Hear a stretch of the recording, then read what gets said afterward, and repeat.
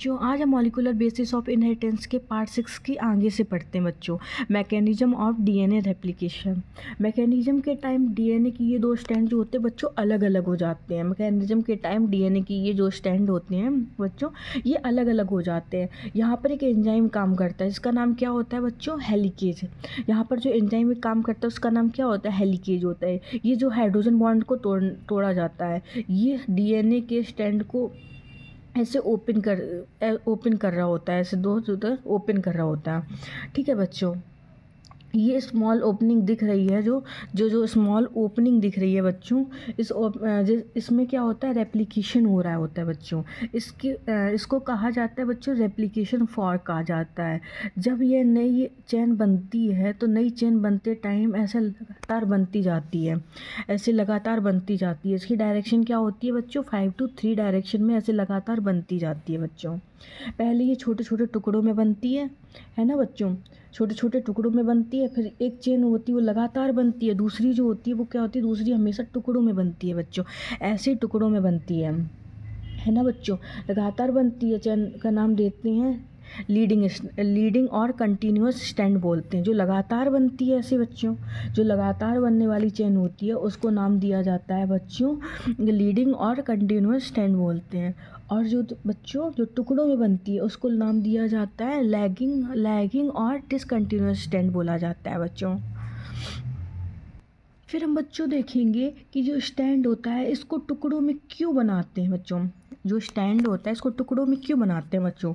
टुकड़ों में बनाने का मेन रीज़न ये होता है बच्चों, हमें डायरेक्शन जो होती है वो हमेशा 5 to 3 डायरेक्शन लेनी होती है। किस डायरेक्शन लेती है? उन्हें 5 to 3 डायरेक्शन लेनी होती है। ये डीएनए बहुत बड़ा मॉलिक्यूल्स है, ये पूरे डीएनए को खोलना है तो बहुत एनर्जी लगेगा। इतनी एनर्जी सेल्स के पास नहीं होती है बच्चों, इसलिए छोटे छोटे फॉर्म में इसे रेप्लिकेट किया जाता है। जिस डायरेक्शन में फॉर्क जा रहा है उसको लीडिंग स्टैंड भी उस डायरेक्शन में जा रही होती है ना बच्चों? जिस डायरेक्शन में फॉर्क जा रहा होता है उसी डायरेक्शन में लीडिंग स्टैंड होता है, और जिसके जो होता है उसी डायरेक्शन में क्या होता है? लीडिंग होता है ना बच्चों। और बच्चों लैगिंग जो होता है वो हमेशा उसके अवे जाती है, अपोजिट साइड में होती है। नए डीएनए में एक पुराना स्टैंड होगा, एक नया स्टैंड होगा, उसमें 50% पुराना होता है। 50% पुराना कंजर्व है, इसीलिए नाम दिया जाता है सेमी कंजर्वेटिव्स बच्चों। फिर हम बच्चों देखेंगे आरएनए देखेंगे। ये होता है 80% of the cells total RNA, most abundant RNA होता है। ये टोटल सेल का 80% है, ये मोस्ट अबेंडेंट आरएनए है ना बच्चों?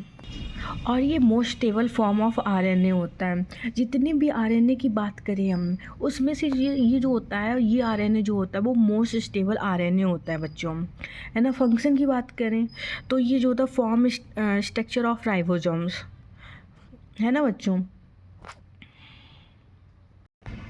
फिर हम देखेंगे बच्चों ये फंक्शन देखेंगे। ये राइबोसोम्स का स्ट्रक्चर बनाता है ना। ये राइबोसोम चाहे 70S हो बच्चों या 80S, राइबोसोम्स के अंदर आरएनए मिलता है। क्या मिलता है? आरएनए मिलता है ना बच्चों। आरएनए कहा जाता है इसको। स्ट्रक्चर आरएनए के राइबोसोम्स के स्ट्रक्चर बनाता है। Some RNA act as a catalyst enzyme ribosomes और 23S आरएनए ना बच्चों। कुछ आरएनए कैटलिस्ट का काम करते हैं बच्चों। कुछ जो होते हैं वो क्या होते हैं? कुछ आरएनए जो होते हैं वो कैटलिस्ट का काम करते हैं, कुछ आरएनए जो होते हैं वो एंजाइम का काम करते हैं, है ना बच्चों? 23S आरएनए को ये जो होते हैं वो कैटलिस्ट या एंजाइम का काम करते हैं। आरएनए अगर एंजाइम का काम करे तो इसी को लिखा जाता है राइबोसोम्स। ठीक है बच्चों।